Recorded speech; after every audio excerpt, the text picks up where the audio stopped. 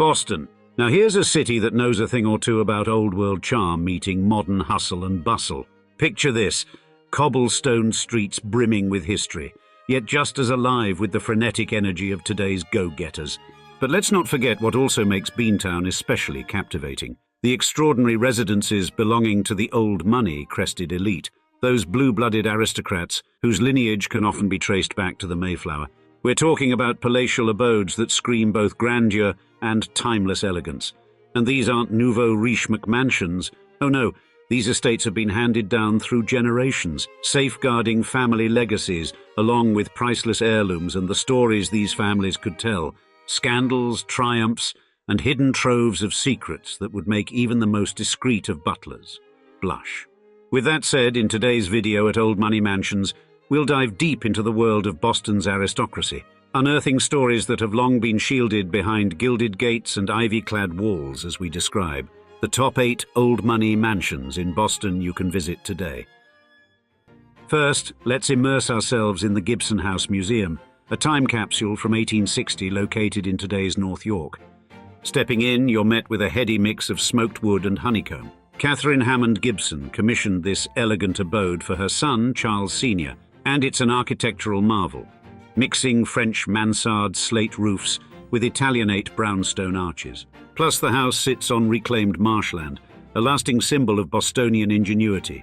Switch focus to 137 Beacon Street in the Back Bay area, a museum that captures 1954 Boston as if in a snow globe.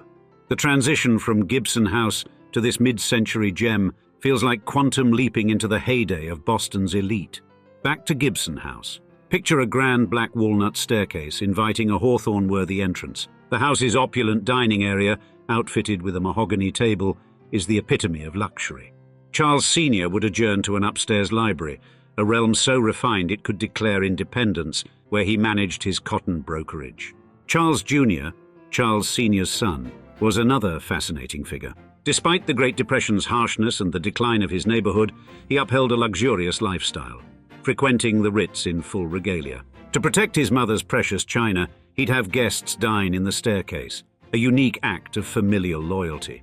The Gibson Society continues this legacy, maintaining the grandiosity of these magnificent homes. They're not just houses, they're living, breathing echoes of Boston's opulent past. Consider them a must-visit when in Boston. Next, we step into the Otis House, a near casualty of urban development that stands proudly as a monument to Boston's Federal period. Initially the home of Harrison and Sally Otis in the 19th century, it was saved from demolition in 1916 thanks to William Sumner Appleton and historic New England. With $26,000, Appleton halted plans to turn the mansion into a shelter for Jewish women. However, the drama escalated when Boston's city planners threatened the mansion with a road extension. Ingeniously, Appleton orchestrated the mansion's relocation 42 feet back from its original position in 1925, averting its destruction. Once inside, you're time-warped to the Federal era. Meticulous restoration has left no stone unturned, from authentic wallpapers to period-correct furniture. Although original Federal wallpapers didn't survive a 1916 inspection, the restoration draws from designs in Henry Knox's mansion, realized through microscopic paint analysis. This analysis unveiled an alluring palette of bluish-green, balanced by pure white. The bedroom, once adorned with Victorian wallpapers depicting Captain Cook's Pacific adventures, was reimagined to suit the Otis era. However, those historical designs were not forsaken. They lie protected beneath a layer. Thus, the Otis House stands as more than mere brick and mortar. It's a living archive of Boston's grand history. When you're in Boston, don't miss the chance to stroll through this time capsule. Next, we embark on a journey through time at 19 North Square, the oldest downtown building in Boston. Founded in 1680 and once home to Paul Revere in 1770, this residence serves as a window to 18th century life. Astonishingly versatile, the building evolved through various phases, serving as a maritime boarding house and a bustling marketplace, before becoming one of America's first historic house museums. Saved from oblivion in 1902 by Revere's great-grandson, John P. Reynolds Jr. Inside, you'll encounter the uncanny feeling of holding history in your hands. A remarkable 90% of the structure remains authentic. from enduring timber beams to whispering fireplaces and period-accurate kitchen utensils. The first-floor grand hall and upstairs rooms resonate with historical fidelity, adorned with genuine antiques that faithfully echo the past. Yet the house goes beyond mere architecture. It captures a broader familial and historical narrative. Pauline Revere Thayer, another descendant of Paul Revere, was a significant figure in the preservation efforts. For her, this wasn't just a restoration project. It was a tribute to a legacy deeply entwined with America's turbulent history. Should your travels bring you to Boston's charming cobblestone streets, a visit to the Paul Revere House isn't merely a stop. It's a pilgrimage to the roots of American resilience and revolutionary spirit. Now, the Longfellow House is a crucible of American history and literary culture. Originally built in 1759 for British sympathizer John Vassall Jr., it achieved new fame when George Washington commandeered it as his headquarters during Boston's 1775-1776 siege. But perhaps its most storied resident was Henry Wadsworth Longfellow, who lived there for nearly half a century, penning immortal works within its walls. This residence has been many things: a military base, a hospital, and even a high society gathering spot. Recognizing its historical import, Longfellow's daughter Alice established a trust for its preservation in 1913. In 1962, it was declared a National Historic Landmark, and a decade later, its stewardship was passed to the National Park Service.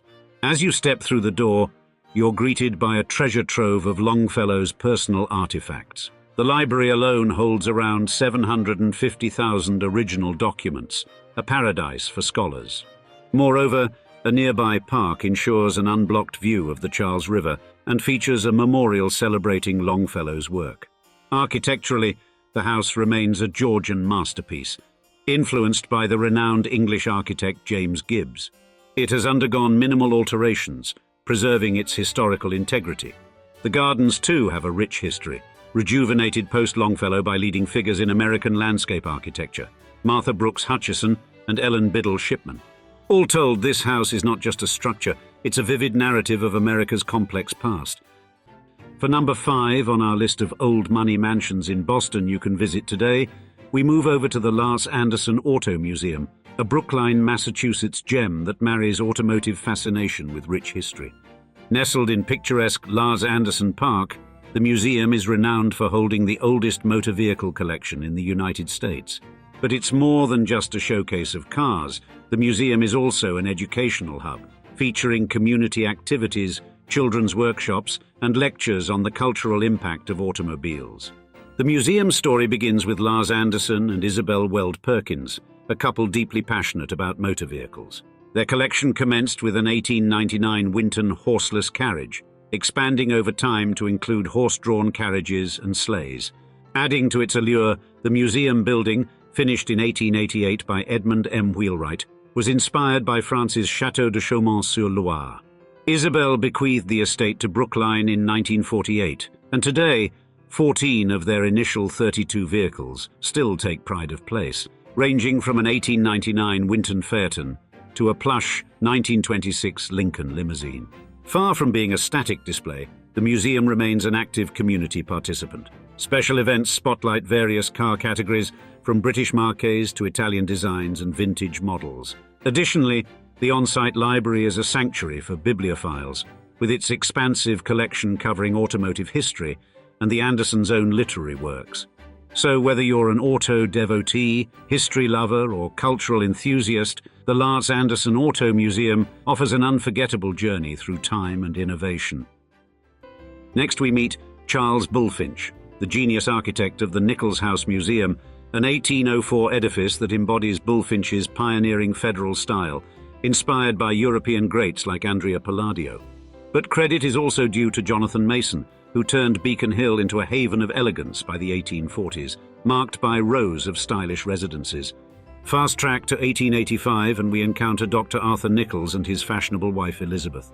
This power couple not only defined sophistication, but also parented a set of remarkable daughters, designers, writers, and activists.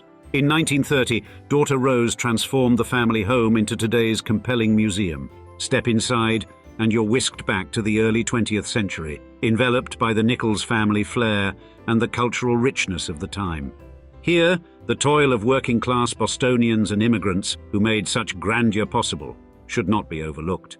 They are the hidden heroes of this enthralling narrative.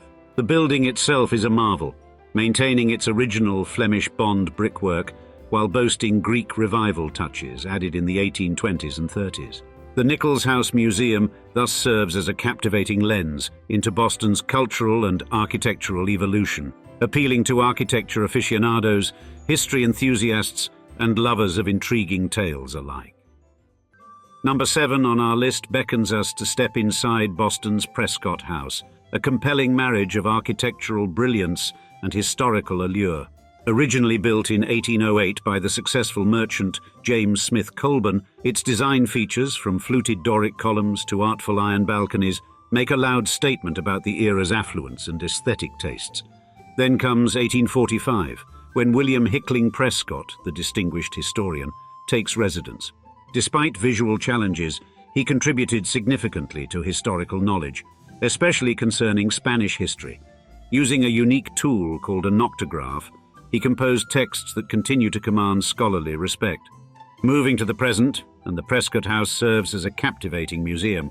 It brings the 19th century to life through meticulously chosen period furnishings and a wide array of historical artifacts, from garments to ornamental arts. The noctograph, Prescott's indispensable writing tool, is also on display, providing a palpable link from the past to the present. But beyond mere objects, the home's atmosphere is a living entity. Imagine yourself in Prescott's dimly lit study, engulfed in the aroma of ancient tomes and an almost reverential silence. The rhythmic ticking of a grandfather clock is the sole sound you hear, serving as the heartbeat of history itself. In this sanctuary, you sense that time becomes still, resurrecting the stories of its erstwhile occupants, pulling you into a world forever etched in the annals of time, but never forgotten. And last on our list is the Commander's Mansion in Watertown, built in 1865 by the enigmatic Major Thomas J. Rodman. This marvel is a charismatic blend of 19th century elegance, architectural majesty, and local lore. Although its origins might be tinged with controversy, its role in the community has been overwhelmingly positive. Today, it's a popular venue for events ranging from weddings to corporate affairs. From the outside, the mansion is a striking amalgam of dignity and charm. Constructed of brick, its 3 floors largely maintain their original layout. Additional features like a uniquely designed roof, capped with wooden railings and distinct brick chimneys, contribute to its grandiose appeal. However, the wraparound Victorian porch steals the show, boasting intricate iron columns and ornate arches. Inside, the grand hall serves as the mansion's centerpiece. The detailed interior, comprising luxurious moldings, elaborate ceiling medallions and marble fireplaces, transports visitors to the mid-1800s.